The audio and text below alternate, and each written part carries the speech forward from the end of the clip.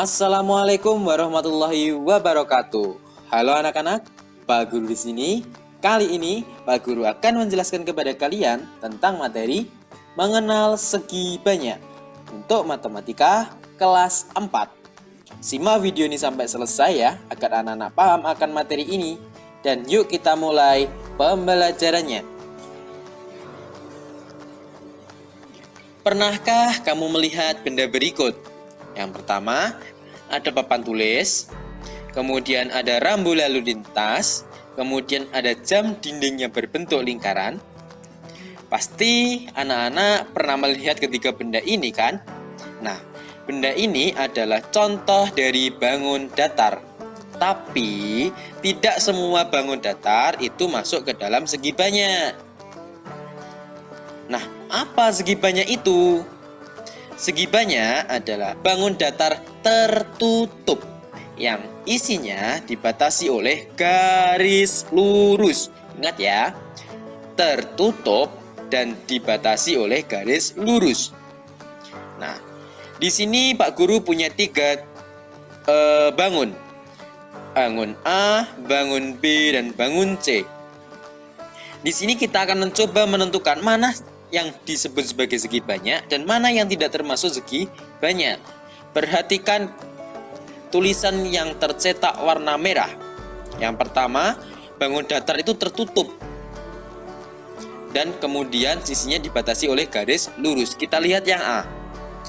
Oke, sisinya tertutup semua ini ya, tertutup dan garisnya lurus. Berarti bangun A ini bisa disebut sebagai segi banyak. Paham? Kemudian kita lihat yang B. Oke, di sini semua sisinya tertutup. Lihat, bangun datarnya tertutup ya. Nggak ada lubang sama sekali di sisinya. Kemudian apakah ini dibatasi oleh garis lurus? Oh, yang bawah dibatasi garis lurus. Tapi yang atas ini dibatasi oleh garis lengkung. Sehingga ini bangun yang B ini tidak termasuk segi banyak karena tidak memenuhi syarat ini tadi, tertutup dan sisinya terbuat atau dibatasi oleh garis lurus. Kemudian kita lihat bangun yang C.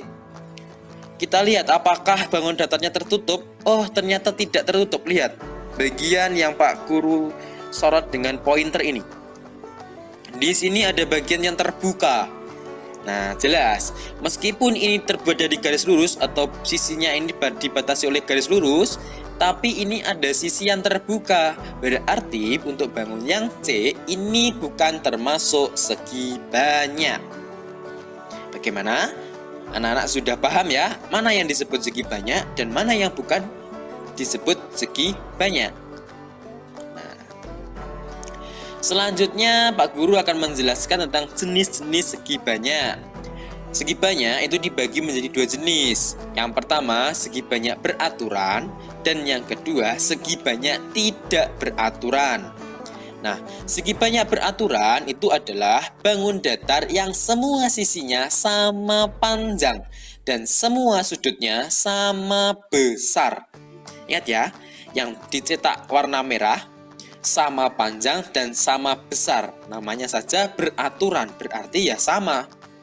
Contohnya ini, ada bentuk persegi, ini ada tanda seperti sama dengan ini menunjukkan bahwa sisinya ini semua sama panjang.